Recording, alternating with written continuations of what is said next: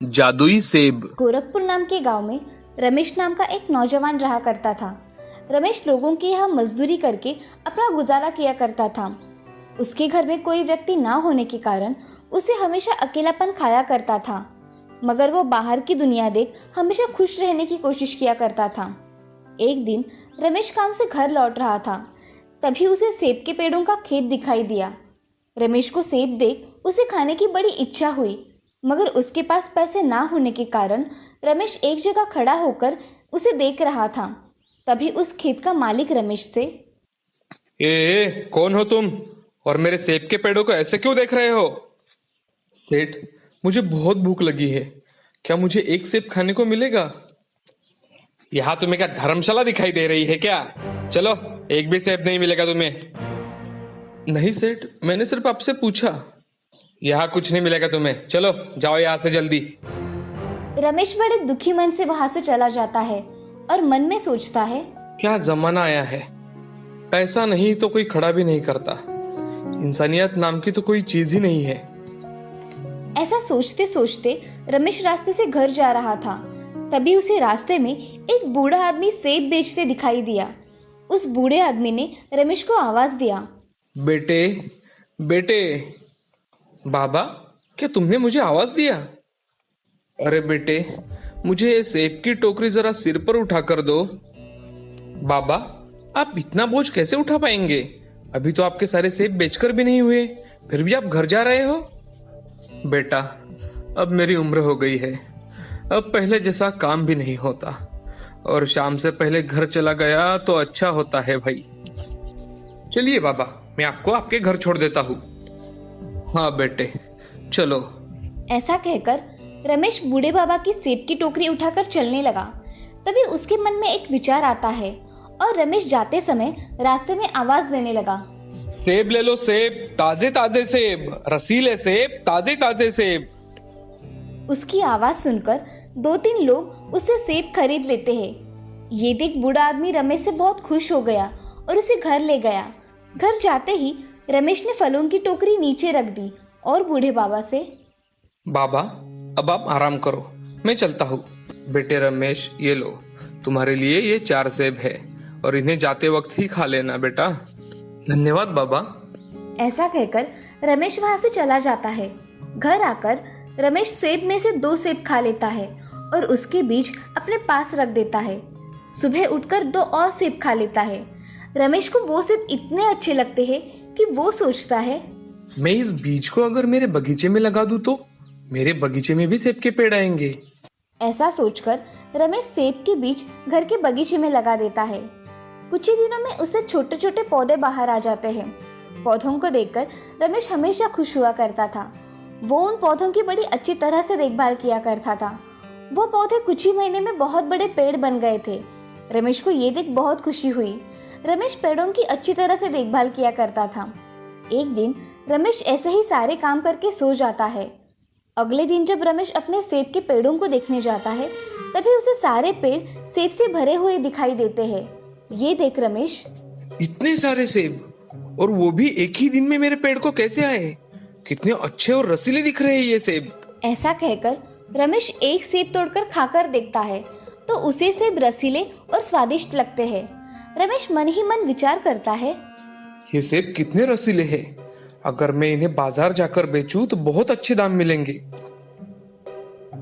ऐसा सोचकर रमेश सेब के पेड़ों से सेब तोड़कर टोकरी में डालने लगता है। सेब के पेड़ों से रमेश सेब निकाल रहा था, तभी वहां दूसरा रसीला सेब तैयार हो जाता था। ये देख रमेश चकित रह गया। रमेश ने 4 टोकरी सेब निकाले, मगर पेड़ पर से एक भी सेब कम नहीं हुआ। ये देख रमेश, अरे, ये मेरे सेब का पेड़ तो जादुई है, इससे कितने भी सेब निकालो फिर से तैयार हो जाते हैं। अब रमेश सेब से भरी हुई टोकरियों को लेकर बाजार चला जाता है और बाजार में उन्हें अच्छे दामों से बेचता है। एक आदमी रमेश से, अरे भैया, 1 किलो सेब कितने के दिए? भैया 70 रुपए किलो। आपको कितने दूं? जी मुझे 2 किलो सेब बांध देना भाई। ऐसा कहते ही रमेश उस आदमी को 2 किलो सेब दे देता है। बहुत सारे लोग रमेश से सेब खरीद लेते हैं। रमेश के पास के सेब इतने रसीले होते हैं कि लोग उसके सेब फिर से लेकर जाने लगे। ये देख रमेश बहुत खुश हो जाता है अब रमेश सारे सेब बेचकर घर आ गया। अगले दिन रमेश 10 टोकरियां सेब निकालता है और बाजार जाकर बेचता है। उसके अगले दिन 10 टोकरियां सेब भी खत्म हो जाते हैं। अब रमेश घर जाने के लिए निकलता है। तब उसकी नजर बूढ़े बाबा पर पड़ती है। रमेश को बूढ़े बाबा की तबीयत ठीक नहीं लगती। वो तुरंत उनके पास जाकर, बाबा, आपकी तबीयत तो ठीक है ना? अरे बेटा, कैसे हो? कितने दिनों बाद मिले हो? बाबा, आप इतने थके हुए क्यों लग रहे हो? अब इस बूढ़ा की वजह से ये हाल है, और मेरा कौन है इस दुनिया में जो मेरी देखभाल करेगा? बाबा, आप चलिए मेरे साथ। आज से आप मेरे साथ ही रहेंगे। मैं आपके बेटे जैसा ही हूं ना? हाँ बेटे, तू तो मेरा बेटा ही है। ऐसा कहकर बूढ़े आदमी की आंखें भर आती है और बूढ़े बाबा रमेश को गले लगा लेते हैं। रमेश बूढ़े बाबा को लेकर अपने घर चला जाता है। उनको खाना देकर रमेश उनको सेब के जादुई पेड़ दिखाने लेकर जाता है। बाबा, यहाँ आइए। ये देखिए, ये जादुई सेब के पेड़ है। आपने दिए हुए सेब के बीजों से आए हैं। वो पेड़ देखकर बूढ़े बाबा बहुत खुश हो जाते हैं और रमेश से कहते हैं, अरे रमेश बेटा, क्या ये सच में मैंने दिए हुए सेब के पेड़ हैं? बहुत अच्छे सेब लगे हैं। बाबा, सभी पेड़ के सेब बहुत अच्छे हैं और लोगों को ये सेब बहुत पसंद है। ये देखिए बाबा, यहाँ से सेब निकाला तो फिर से उस जगह सेब आ जाता है। ये सेब खत्म ही नहीं होते। रमेश, ये भगवान का आशीर्वाद है। जो जादुई पेड़ तुम्हें मिला है, इसका सही तरह से इस्तेमाल करना बेटा। हाँ बाबा। रमेश उस पेड़ के बहुत सारे सेब निकालता है और बड़े व्यापारी को बेच देता है। ऐसे ही बहुत दिन बीत जाते हैं। अब रमेश अपना घर बहुत बड़ा बना लेता है और उसके पास बहुत पैसे आ जाते हैं। रमेश अब गांव का सबसे धनी व्यक्ति बन गया था। उसके घर में अब काम करने के लिए नौकर थे। अब एक दिन बूढ़े बाबा रमेश से, रमेश बेटा, अब तुम अच्छी लड़की देखकर शादी कर लो। बाबा, इतनी जल्दी भी क्या है? रमेश बेटा, मेरे नजर में एक बहुत अच्छा रिश्ता है। मैं चाहता हूँ तुम वो लड़की देख लो। ठीक है बाबा, आप कहते हैं तो मैं जरूर देख लूंगा। ऐसा कहकर रमेश अगले दिन उस लड़की को देखने चला जाता है। रमेश को लड़की बहुत पसंद आ जाती है। कुछ ही दिनों में रमेश की शादी सुधा नाम की लड़की से हो जाती है। सुधा शांत स्वभाव की होने के कारण वो अच्छी तरह से घर संभाला करती थी। अब रमेश, बूढ़े बाबा और सुधा खुशी खुशी रहा करते थे। रमेश जादुई सेब के पेड़ की सहायता से गांव के गरीब लोगों की मदद किया करता था। इस कहानी से हमें ये सीख मिलती है कि जिंदगी में अच्छे कर्म करने चाहिए, कभी भी किसी का अपमान नहीं करना चाहिए, हमेशा दूसरों की मदद करनी चाहिए। सुंदरपुर नाम के गांव में एक सुशीला नाम की औरत रहा करती थी। उसको एक बहू थी जिसका नाम था राधा। राधा को एक श्वेता नाम की बच्ची थी। उसे स्कूल में छोड़ने तथा घर के सारे काम राधा ही किया करती थी। बाजार से सामान लाना, ऐसे छोटे मोटे काम तो वो आते जाते कर लेती थी। सुशीला अचार पापड़ और दही बेचने का व्यवसाय किया करती थी। उसका लड़का सुधीर खेत में काम किया करता था। उसके यहाँ एक गाय भी थी। उसी गाय के दूध से सुशीला दही बनाती थी और बेचती थी। सुशीला का धंधा बहुत अच्छी तरह से चल रहा था। उसके यहाँ एक दिन गांव का एक आदमी आता है। वो सुशीला से, सुशीला बहन, मुझे तुमसे कुछ काम है, जरा बाहर आना। अरे रघु भाई साहब, आइए ना, इधर कैसे आना हुआ? बहन, मेरे बिटिया की शादी है तो मुझे 5 किलो अचार और 5 किलो पापड़ लगेंगे। मिलेंगे ना शादी तक? हाँ, मिल जाएंगे। दही भी अच्छा है मेरे घर का, मेहमान उंगलियां चाटते रह जाएंगे। हाँ, वो तो पता है बहन। दही में शादी के दिन लेकर जाऊंगा, ठीक है? ठीक है भाई साहब, आपके पापड़ कल ही बना के रखूंगी और अचार भी साथ में बनाकर रखूंगी। आप कल आकर लेकर जाना। ठीक है सुशीला बहन, ये लीजिए आपका एडवांस। मैं कल आकर अचार और पापड़ लेकर जाऊंगा। जी। ऐसा कहकर रघु वहाँ से चला जाता है। रघु जाते ही सुशीला काम करने लग जाती है।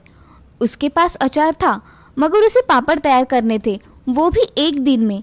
इसीलिए वो जल्दी जल्दी में पापड़ का आटा बनाने के लिए लग जाती है और वो उस दिन राधा की मदद लेने की सोचती है। सुशीला राधा से, राधा। हाँ माँ जी। जरा इधर आना, मुझे ये पापड़ का आटा गूंदने में मेरी मदद करो। हाँ माँ जी, अभी आई। ऐसा कहकर राधा सुशीला के पास चली जाती है। राधा देखती है कि सुशीला पापड़ के आटे में मसाला थोड़ा कम डाल रही है, तभी राधा सुशीला से, माँ जी, पापड़ के आटे में मुझे लगता है कि मसाला थोड़ा कम हो गया है, थोड़ा और डालिए ना। अरे नहीं बहू, इतना ही ठीक है, ज्यादा डाला तो हमें वो कितने में जाएगा? मगर माँ जी, हम उसके पैसे लेते हैं, ग्राहक हमें पूरे पैसे देते हैं, तो हमें भी हमारा माल अच्छा देना चाहिए ना। अरे राधा, तू मुझे मत सिखा, मैं मेरा काम अच्छी तरह से जानती हूँ, समझी? ऐसा कहकर राधा भी आटा गूंदने के लिए बैठ जाती है और बाद में उसके साथ पापड़ बेलने बैठ जाती है। काम होने के कारण राधा उठ जाती है। सुशीला थोड़ी देर वहाँ पापड़ बेलती रहती है। सुशीला 5 किलो के पापड़ बेल लेती है और उसे सुखाने के लिए रखती है। तभी राधा सुशीला को आवाज लगाती है, माँ जी, खाना तैयार है, आ जाइए। हाँ आई। सब खाना खाने बैठ जाते हैं। खाना खाने के बाद सुधीर अपने खेत में क्या क्या करना है इसकी बातें करता है और श्वेता अपने स्कूल की बातें बताती है। अब बातें हो जाने के बाद सभी सोने के लिए चले जाते हैं। सुबह सुशीला सारे पापड़ जमा करके एक बैग में भर देती है और एक बड़ी बरनी में अचार भर देती है। तभी रघु आकर सुशीला से, सुशीला बहन, मेरे अचार और पापड़ तैयार है क्या? जी भाई साहब, आपके पापड़ और अचार तैयार है, ये लीजिए। ऐसा कहकर सुशीला रघु के हाथों में पापड़ की बैग और अचार की बरनी दे देती है। अब रघु बोलता है, बहन, शादी के दिन में 5 किलो दही लेकर जाऊंगा, आप बना के रखना। हाँ भाई साहब, मैं बना कर रखूंगी, आप किसी को भेज देना दही ले जाने के लिए। जी, ये लीजिए आपके पैसे, मैं चलता हूँ अब। जी। रघु पापड़ और अचार लेकर वहाँ से चला जाता है। इधर सुशीला पैसे देख बहुत खुश हो जाती है। उन्हें लेकर अपने कमरे में चली जाती है। वो पैसे अपने पोटली में रख देती है और दूसरे काम करने लगती है। अब सुशीला हर दिन अपना काम करके पापड़ बनाकर रखा करती थी, मगर सब में कुछ ना कुछ कम डाला करती थी। एक दिन उसके दिमाग में एक आइडिया आता है, अगर मैं लोगों को अचार नाप के थोड़ा कम दे दिया करूं तो मेरा ही फायदा है, और पापड़ में मसाला कम डाला तो मेरा ही मुनाफा और हो जाएगा। ऐसे सुशीला खुद से सोचकर मन ही मन में ठान लेती है और अगले दिन से वो आने वाले ग्राहकों को कम अचार देने लगी और दही के पैसे भी उसने बढ़ा दिए। अब रघु के घर उसने 5 किलो दही दे दिया और उसने 300 रुपए ही लिए। तभी सुशीला का बेटा सुधीर उससे, अरे माँ, आजकल गाय दूध कम दे रही है, अगर तुम्हें कुछ दूध कम पड़ रहा हो तो बाहर से खरीद लेना। अरे नहीं, फिलहाल तो चल रहा है, बाद में देखेंगे, कम पड़ा तो मैं देख लूंगी। ठीक है माँ, चलो मैं खेत में जाकर आता हूँ। ठीक है बेटा। ऐसा कहकर सुधीर खेत में चला जाता है और सुशीला सोचने लगती है कि तभी राम वहाँ दही लेने आ जाता है। चाची, मुझे 1 किलो दही चाहिए, एकदम ताजा। हाँ राम, रुको, मैं अभी लाती हूँ। ऐसा कहकर उसके हाथ के डिब्बे में सुशीला 1 किलो दही लेकर आती है। तभी उस दही को देख राम बोलता है, चाची, आजकल दही में ज्यादा पानी आ रहा है। अरे बेटा, ये गर्मी का मौसम शुरू हो गया है ना, इसीलिए दही ऐसा होता है। अच्छा चाची, ये लो पैसे, अब मैं चलता हूँ। हाँ ठीक है। सुशीला पैसे गिनती है और खुद से बोलती है, इसे कम पैसों में दही भी अच्छा चाहिए। कौन यहाँ इतनी ईमानदारी से धंधा करता है, आया मुझे सिखाने वाला। ऐसा कहकर सुशीला घर में चली जाती है। उसे सुधीर की बातें याद आती है कि दूध कम पड़ गया तो बाहर से मंगवा लेना। वो फिर से मन ही मन में सोचती है, अगर दूध कम पड़ गया तो मुझे कुछ ना कुछ करना पड़ेगा, नहीं तो मेरे ग्राहक कम हो जाएंगे। ऐसे ही दिन ब दिन सुशीला का लालच बढ़ता जा रहा था, मगर उसके बहू के नजर से ये छुपा नहीं था। सुशीला अचार कम देती थी, पापड़ में मसाला कम और अब दूध में पानी मिलाकर उसका दही लगाया करती थी। इससे ग्राहक शिकायत किया कर रहे थे।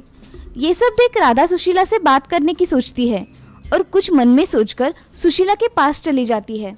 माँ जी, आपने जो पापड़ दिए थे ना रघु चाचा की लड़की के शादी में, उसको लोग कह रहे थे कि उसमें स्वाद ही नहीं है। क्या कह रही हो बहू तुम? मैं सच कह रही हूँ माँ जी, मैंने अपने कानों से सुना है। अगर ऐसा कुछ था तो रघु मुझसे बोलने क्यों नहीं आया? माँ जी, आपसे बोलने के लिए सब डरते हैं, इसीलिए कुछ नहीं कहते। मगर इसका तो परिणाम आपके धंधे पर पड़ेगा ना। इससे तो ग्राहक कम हो जाएंगे और अच्छे पापड़ ना मिलने की वजह से लोग दूसरे लोगों से पापड़ खरीद लेंगे। इससे आपका नुकसान हो जाएगा। और आपके हाथों में तो कितना स्वाद है ना माँ जी, आप कुछ मिलावट या कम ज़्यादा मत कीजिए। पहले जैसे आप बनाती थी वैसे ही बनाइए। हाँ बहू, तुम सच कह रही हो, मगर महंगाई कितनी बढ़ गई है। माँ जी, आप थोड़े वस्तु के दाम बढ़ा देंगी तो चलेगा, मगर जो भी चीज़ हमारे यहाँ से जाएगी ना, उसका स्वाद लोगों के मुंह में बैठा रहना चाहिए। हाँ बहू, मैंने ऐसा कभी सोचा ही नहीं। मैं कम मसाला डाल पापड़ का स्वाद बिगाड़ रही थी। और माँ जी, आपको दूध में भी मिलावट करने की कोई ज़रूरत नहीं है। ये सोच रहे हैं कि इस गाय का दूध अगर कम पड़ रहा है तो हम दूसरी और एक गाय ले लेंगे, इससे हमें दूध की कमी नहीं होगी। इन्होंने मुझसे आज सुबह ही कहा। बहू, तुम सच कह रही हो। अगर ऐसा हुआ तो मैं अपना काम पूरी ईमानदारी से करूंगी और मेरे पदार्थों का स्वाद भी कायम रखूंगी।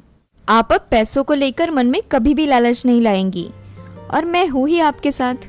हाँ, अब हम दोनों मिलकर अच्छा काम करेंगे और मुझे सही राह दिखाने के लिए तुम्हारा बहुत बहुत शुक्रिया। ऐसा कहकर सुशीला राधा के गले लग जाती है। आज राधा की वजह से सुशीला की आंखें खुल गई थी।